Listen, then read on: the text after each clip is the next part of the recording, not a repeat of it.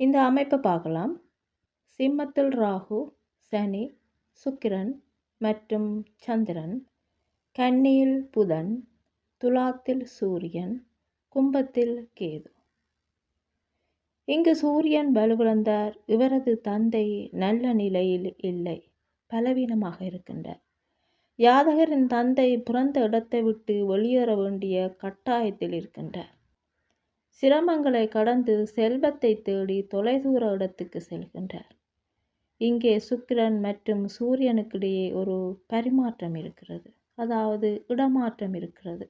இதன் காரணமாக சூரியன் சிம்மத்துக்கு போகும்போது, அதாவது புதிய இடத்துக்கு போகும்போது அங்கு விரோதமான அம்சங்களை அவர் காண்கின்றார்.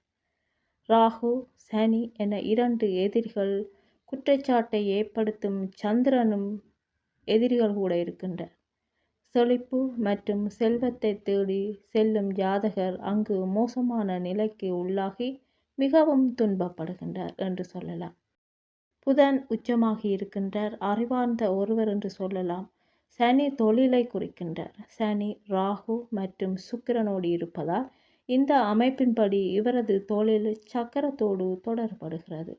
ஆடம்பரமான வாகனங்கள், ஆட்டோமொபைல்கள் தயாரிக்கும் தொழிற்சாலையில் மேற்பார்வையாளராக பணிபுரிகின்றார் என்று சொல்லலாம். இந்த அமைப்பு ஒரு பெண் ஜாதகத்தில் இருந்தால் இயல்பிலேயே பொல்லாதவராக இருப்பார். தன்னிடம் இருக்கும் செல்வத்தை நினைத்து அகங்காரமுடையவர் ஒரு பெண்ணாக இருப்பார். பின் சுக்கிரன் சொந்த வீட்டுக்கு செல்லும்போது, அதாவது இங்கு ஒரு பரிமாற்றம் இருக்கின்றது. இதன் காரணமாக சொந்த வீட்டுக்கு சுக்கிரன் போகும்போது அங்கு அவருக்கு பின்னால் கேது இருக்கிறார். பின்னர் தனது அத்தகைய செயல்களில் இருந்து திருந்தி நல்ல நபராக மாறுகின்றார் என்று சொல்லலாம். சந்திரனின் உச்சநிலை. சந்திரன் மனம், தாய், நீர், ஏமாற்றுதல், மாமியார் மற்றும் தந்திரம் ஆகியவற்றை குறிக்கும் கிரகம். ஒவ்வொரு பெண்ணிலும் ஆண் இருக்கிறார், அதே போன்று ஒவ்வொரு ஆணிலும் பெண் இருக்கிறார் என்பது உலகளாவிய கருத்து. மேலும் ஒவ்வொரு ஆணின் பின்னும் ஒரு பெண் இருக்கிறார் என்று கூறப்படுகிறது. சமஸ்கிருதத்தில் இது முழுவதுமாக சுருக்கி மன ஈவா மனுஷானாம் என்று கூறப்பட்டுள்ளது. சந்திரன் வளர்பிறையில் வளரும் அசையும் தன்மைகளை கொண்டுள்ளது. அதே சந்திரன் தேய்பிறையில் தேய்கின்ற அசைவு நிலைகளை கொண்டுள்ளது. இந்த இரண்டு அசைவுக்கும் நிறைய வித்தியாசங்கள் உண்டு. உதாரணமாக சந்திரன் ராகு கிரகத்தோடு சேரும்போது இந்த சேர்க்கை ஜாதகர் பிறந்த நேரத்தில் அவரது மனநிலை அதற்கேற்ப செயல்பட மனதை தூண்டுகிறது. அறிவியல் அடிப்படையில் நீர் தூய்மையானது, நிறமற்றது, மனமற்றது மற்றும் சுவையற்றது. தண்ணீரின் சுவையானது அது கொண்டுள்ள கனிம உள்ளடக்கத்தை பொறுத்தது மற்றும் அதற்கேற்ப சுவையை கொடுக்கிறது. உலகளாவிய சட்டத்தின்படி முழு உலகமும் ஆண்ட்ராய்டின் கட்டுப்பாட்டில் உள்ளது. இதை சமஸ்கிருதத்தில் அர்த்தநாரீஸ்வர தத்துவம் என்று கூறுகிறது. ஒரு திரைப்பட அரங்கை எடுத்துக்கொள்வோம். இங்கு திரை சந்திரனை குறிக்கும். அங்கு அதன் ஒளி போன்ற அனைத்து உபகரணங்களுடன் ப்ரொஜெக்டர் அறை திட்டமிடப்பட்டுள்ளது. வாழ்க்கையை படத்தை, அதாவது ஒரு படத்தை பார்ப்பதற்கு திரை இல்லாமல் பார்க்க முடியாது. எந்த வடிவத்திலும் திரை மிக மிக முக்கியம்.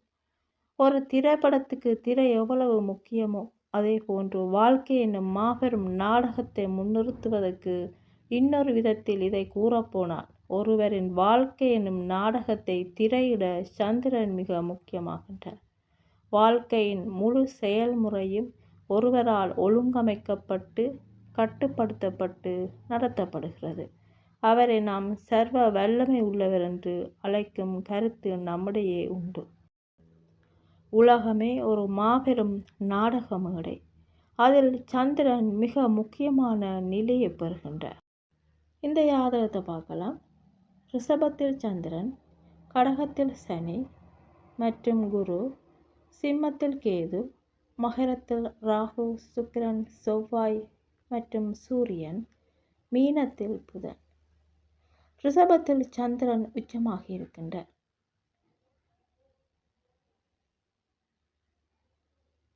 இங்கு பார்த்தீங்கன்னா சந்திரன் உச்சமாக இருக்கின்றார். அவரது பகை கிரகங்களான ராகுவும் சுக்கிரனும் அவரை தொடர்பு கொள்ளவில்லை. சந்திரன் தெற்கில் இருக்கின்றார், வடக்கில் சனியும் குருவும் இருக்கின்றனர். இந்த இருவரும் சந்திரனோடு தொடர்படுகின்றனர். தொடர்பால் சந்திரன் பவர்ஃபுல்லாகின்றார். அவரது தாய் மரியாதைக்குரிய ஒருவராக கவர்ந்தெழுக்கப்படுகின்றார் என்று சொல்லலாம். ஜாதகரை பொறுத்தவரையில் 26, 28 வயதுக்குள் தொழிலில் இடமாற்றங்கள் ஏற்படும் என்று சொல்லலாம். இந்த அமைப்பு பார்த்தீங்கன்னா ஒரு ஆண் அல்லது பெண் இருவரின் ஜாதகத்திலும் இந்த அமைப்பு இருக்குமாக இருந்தால் இந்த மாதிரி நிகழ்வுகள் ஏற்படும் என்று சொல்லலாம். இந்த அமைப்பை பார்க்கலாம். ரிஷபத்தில் சந்திரன், கடகத்தில் ராகு மற்றும் சுக்கிரன், மகரத்தில் கேது. இங்கு சுக்கிரன் மற்றும் சந்திரனுக்கிடையே பரிமாற்றம் இடம்பெறுகின்றது. உச்சமாகி நன்றாக இருக்கின்றார் சந்திரன். ஆனால் இங்கு இடமாற்றம் இருக்கின்றது. அவரது வீட்டுக்கு இடமாற்றம் காரணமாக போகும்போது அங்கு அவரது எதிரி ராகு இருக்கின்றார். அவரால் துன்புறுத்தலுக்கு ஆளாகின்றார்.